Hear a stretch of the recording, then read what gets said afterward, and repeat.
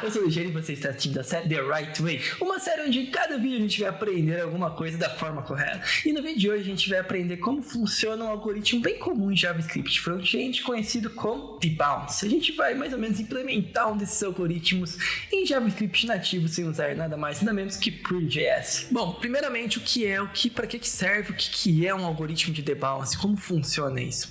Eu tô aqui no site do IC aqui para te demonstrar mais ou menos como que isso aqui funciona, tá? Tá vendo que tem esse input checkbox aqui? Eu vou digitando ele aqui, ó. Tá vendo que eu não tô mandando nenhum request pro servidor? Aí quando eu paro, eu mando request. Ó, tipo, aí ele não mandou nenhum request. Mas quando eu dei uma paradinha, ele chamou o request, ó. De novo. Não tá mandando nada. Parei, ele vai. O que tá acontecendo aqui? Que a gente tá usando um algoritmo de debounce para fazer isso. Que basicamente toda vez que a gente chama essa função aqui, que é a função de computar essa search aqui, ela espera uma quantidade de tempo mínimo para finalizar a call. Então, tipo, ó, antes dela mandar aqui direto, ela vai ver a quantidade que eu tô digitando. GGG, parei, ele vai.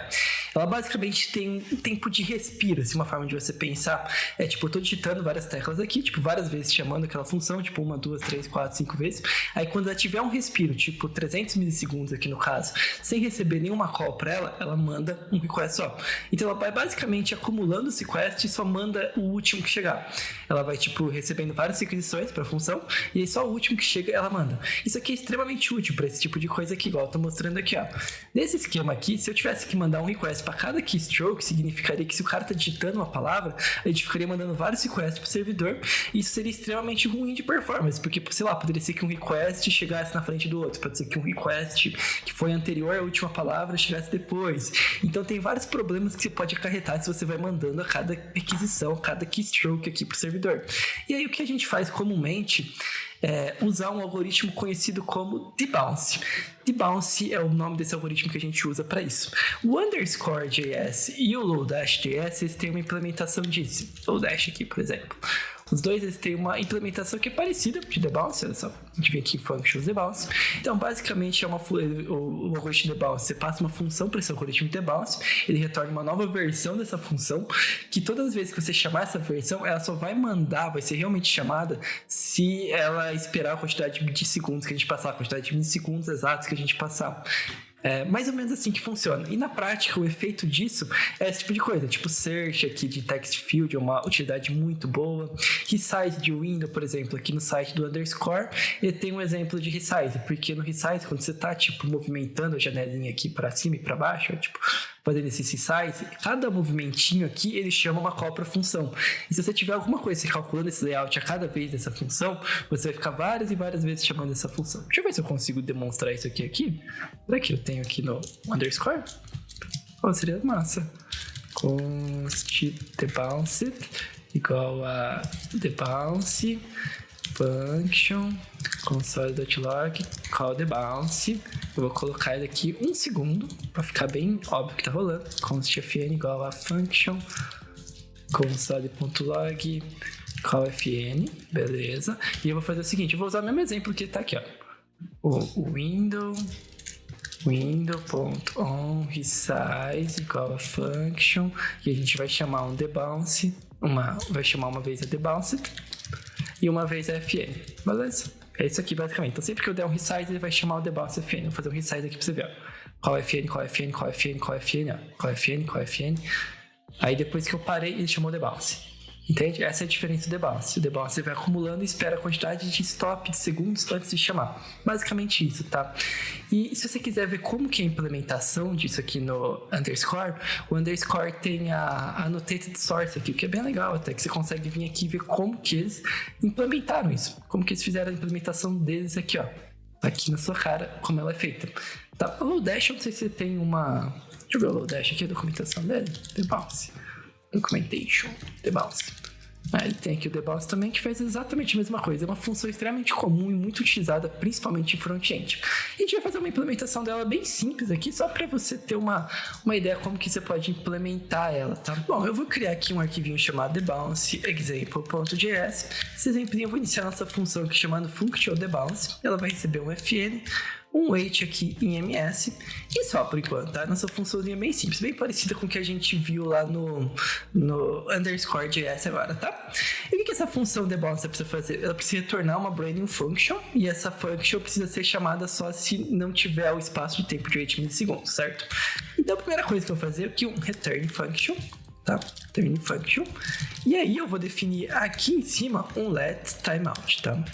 E aí nessa função aqui, toda vez que essa função for chamada, o que ela vai fazer? Ela vai capturar os argumentos dela. Eu tô fazendo esse cat const igual a args aqui, igual a arguments, para capturar esses argumentos aqui. Esse arguments é uma palavra mágica do JavaScript que toda função, basicamente, ela tem. Quando você sempre chamar uma função, ela vai ter um arguments, por exemplo. Olha só, function foo, console.log, arguments. São os parâmetros que foram passados para a função. Ó, se mandar um foo bar, por exemplo, você vai ver que o console.log vai ser para ali. Se eu passar outro, vai ser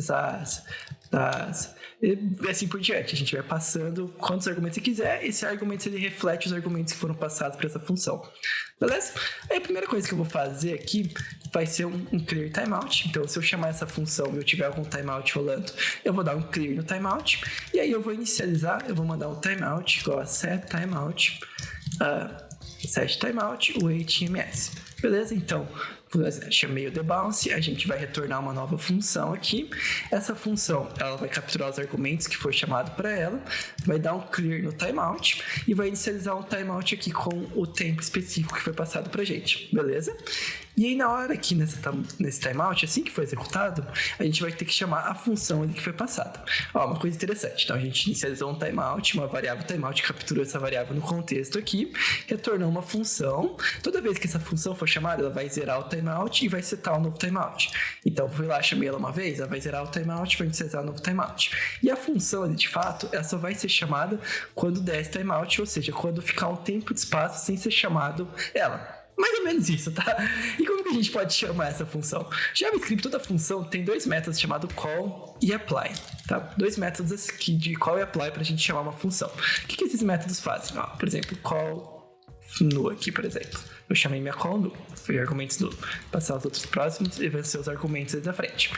A apply é a mesma coisa. A apply é um pouquinho diferente a sintaxe, que ao invés de ser as propriedades em sequência, ela aceita um array. Funciona assim, a função call em JavaScript, ela vai executar a função que a gente está passando para ela com o tis do primeiro parâmetro que for passado e todos os parâmetros seguintes que forem passados para essa função, eles vão vir como um parâmetro dela. Por exemplo, vão parar no arguments. Por exemplo, olha só, se eu mandar um foo.call no foo aqui e bar, você vai ver que o log aqui vai ser foo e bar, equivalente a foo e bar. O mesmo log vai ser, porque os mesmos parâmetros estão sendo passados. Se eu mandar um foo.apply a mesma coisa, o que vai acontecer? Eu acho que ele vai me dar um erro. Ele me dá um erro create list from array. E se a gente passar um array aqui, ele vai ser a mesma coisa. Esse primeiro argumento aqui é o contexto do tis dessa função. O que isso significa? Por exemplo, eu vou criar um const obj aqui, com a foo bar aqui, beleza? E eu vou definir de novo a função. Vou definir a function foo console.log tis.foo console.log arguments, beleza? Ela vai dar um console.log do tis.foo dela. Se eu chamar ela aqui sem nada, ela vai dar um console.log function foo, porque é o nome dela, function foo. Eu chamei tudo de foo. Pera aí, deixa eu arrumar um nome aqui que ficou horrível, senão vai dar conflito. Vou chamar de zoo aqui. E esse obj2 aqui, eu vou chamar de zoo também, essa propriedade. Você já vai entender, tá? Eu vou chamar de novo aqui o foo. Beleza, é isso que eu queria te mostrar. Vou chamar a função function foo. Você pode ver que o tis.zoo dela é o defined.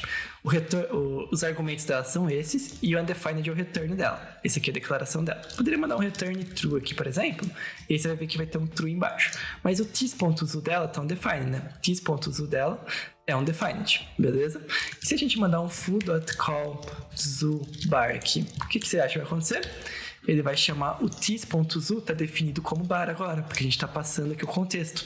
Isso aqui vira o tis do objeto. Então, o primeiro parâmetro que a gente passa para esse call e o apply é o tis é o tis que vai ser usado nessa função. Por isso que aqui no underscore a gente tem esse negocinho de context aqui. Olha só que interessante. Ele captura o context, o tis dele, de onde que ele foi chamado, essa função inicial. Tem alguns outros algoritmos, algumas coisas antigamente que a gente passava aqui um contexto para a função. No caso, eu estive fazendo uma class ou algo desse tipo aqui no JavaScript. tá? Mas geralmente eles têm um context, alguma coisa. Então vamos voltar aqui para nossa função. A gente vai fazer como aqui, então? Eu vou fazer exatamente o que vai fazer. Eu vou capturar o context, igual a this daqui, e na hora que eu for aplicar, eu vou mandar um context args.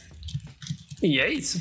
E essa aqui é a nossa função de debounce. Simples. Se você só precisa de um debounce, você não precisa de uma biblioteca. Você pode fazer uma funçãozinha igual essa aqui. Por exemplo, agora vamos testar ela, né? Eu vou criar uma nova função aqui, um const debounced fn. Na verdade, eu vou fazer umas coisas mais claras. Eu vou criar uma função chamada fn log, ok. Uma função log, ok. Na verdade, eu vou chamar function log, ok. Console.log, ok. Beleza? Essa função debounced log, ok. Igual a debounce log, ok. 1 segundo. Beleza? E eu vou fazer o seguinte. Eu vou chamar debounced log, ok. Eu vou passar um parâmetro. Para. Mais. Ok. Deixa eu fazer uma concatenação aqui de string. Eu só quero fazer alguma coisa para exemplificar para você como que isso aqui funciona, tá? Eu vou mandar parâmetro 1, parâmetro 2, parâmetro 3. Eu vou fazer vários parâmetros aqui para demonstrar. Parâmetro 3, parâmetro 4, parâmetro 5. Qual que é o objetivo dessa função? Como a gente está falando para ser executado só depois de 1 segundo, significa que isso não vai ser passado o parâmetro 1, não vai ser passado o parâmetro 2, não vai ser passado o parâmetro 3, 4, vai ser só o 5 executado, tá? Que é exatamente o que a gente quer com essa função. Eu vou fazer aqui para executar ela. Ela vai demorar um segundinho, assim, mais ou menos, porque eu coloquei um segundo ali. Deixa eu diminuir um pouco isso aqui para ser mais rapidinho, tipo 100 milissegundos. Parâmetro 5, ok. Ou seja, já está funcionando de boa. Se a gente fizer agora uma coisa, vamos fazer uns testes aqui, né? Vamos fazer um set time out de 200 milissegundos. Ele vai dar um parâmetro 6. Ele vai dar um print nos dois parâmetros agora, porque um passou do tempo do debounce. Beleza? Parâmetro 5 e parâmetro 6. Perfeito. Se eu fizer uma coisa com menos ali do tempo, tipo 70, agora só vai logar o parâmetro 6. Perfeito, né? E aí se eu mandar com 100 exatamente, ele passa um pouquinho do tempo, que geralmente é um pouquinho mais esse set timeout ele usa. Então, aí se eu mandar um 90, eu acho que daí ele vai só o 6. Aí só o 6. É exatamente isso. Então isso aqui é um algoritmo de debounce. Olha só como ele é simples. A gente captura uma variável de timeout, retorna uma função. Isso aqui pode ser chamado de closure. Se você for perguntar, isso aqui é uma closure, porque está capturando um contexto e retornando uma nova função. E aí aqui a gente pega os argumentos da função que foi chamada, pega o contexto dela, dá um clear no timeout, inicia um novo timeout e chama a função se o timeout for completo. Tem algumas coisas que você pode querer aqui. Pode querer que mesmo que se o timeout for chamado aqui, ele vai usar com os mesmos últimos argumentos. Por exemplo, você pode querer fazer um if timeout. Aqui, ele dá um clear, setar o timeout aqui de novo. Ao invés de ter esse clear aqui, você pode querer fazer alguma coisa desse tipo aqui. Qual que é a diferença desse algoritmo que eu fiz agora? A diferença desse algoritmo aqui que eu fiz agora é que ele vai executar mesmo que demore mais que 1 milissegundo. Por exemplo, aqui eu vou fazer... Deixa eu voltar aqui, eu acho que vai ser mais didático se eu fizer o seguinte. Eu vou dar um log aqui do tempo total dessa execução. Started igual a new date. E aqui no final... ele vai dar um console ponto... eu vou fazer o seguinte, aqui não. O negócio aqui eu vou colocar quanto ele demorou, tá? Vai ser mais fácil. Dá um console.log tuk new date menos started. Beleza? O que eu tô fazendo aqui? Eu vou executar aqui que vai ficar mais claro. Ele tá demorando 200 milissegundos para terminar essa execução aqui. Por quê? Porque cada vez que eu chamo o debounce aqui, ele espera 100 milissegundos. Então, eu chamei o debounce aqui, espera 100 milissegundos, espera 100 milissegundos, espera 100 milissegundos, espera 100 milissegundos. Beleza. Aí, quando ele tava quase executando aqui, rolou mais um debounce para 100 milissegundos. Então, significa o quê? Que ele vai esperar 200 milissegundos. Entende? Aí eu posso querer fazer uma coisa, eu posso querer fazer que eu não quero esperar esses 2 milissegundos, eu quero deu 100 milissegundos, eu vou executar o último que foi a call, independente de qual seja. Para eu fazer isso dessa forma, eu posso fazer mais ou menos parecido com o que acho que é igual o underscore faz. O underscore acho que é mais ou menos assim.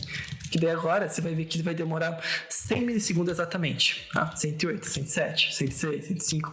Por quê? Porque a primeira vez que ele executar, ele vai ser chamado. E se eu fizer o quê? Se eu colocar um outro debounce aqui, tipo de 10 milissegundos, você vai ver que vai ser 2 parâmetros printed agora. Vai ser o 6 e o 7. Olha, 6 e o 7, 6 e o 7. Ao contrário de que se eu tivesse o clear timeout aqui em cima, clear timeout, esse seria só o último e demoraria um pouquinho mais. Cada um Entendeu? Essa é a diferença. Essas são duas variações do algoritmo debounce. Eu acho que as duas representam debounce. Eu não sei exatamente se tem uma que fala, essa versão aqui é debounce legítima e tal, do tipo. I don't know. Eu sei que essa daqui aqui é implementada no underscore. Provavelmente desse aqui deve ser o padrão do debounce, sempre executar nesse tempo aqui, independente se teve uma cônica falando outro. Eu particularmente prefiro essa versão aqui pro caso que eu mostrei de search box e de resize. Eu prefiro essa versão aqui porque eu só me importo com o último, independente se teve um entre eles, então não importa se demorar um pouquinho mais, desde que ele pegue sempre o último e não pegue 2 extra. Então eu prefiro essa versão. E esse daqui é um algoritmo do debounce. Então eu espero que você tenha gostado desse vídeo. Se fez sentido pra você, comenta aí, compartilha com a galera, curte o vídeo, se inscreve no canal se não for inscrito. E se não fez sentido nenhum, tipo, Zigero, debounce, what the fuck you're talking about? Algo do tipo, também comenta aí. É bom pra você, pelo menos, ver um tipo de algoritmo assim, porque como eu falei, esse algoritmo aqui ele é extremamente útil, principalmente em front-end, em search box, resize, tipo de tarefa que é muito chamada assim, uma atrás da outra. Ele é muito útil. Tenta rever o vídeo, ver se faz algum sentido. Se não fez mesmo, pode ser que minha explicação vai ser de boa. Então comenta aqui que eu melhoro. Muito obrigado e nos vemos no próximo vídeo. Tchau, tchau.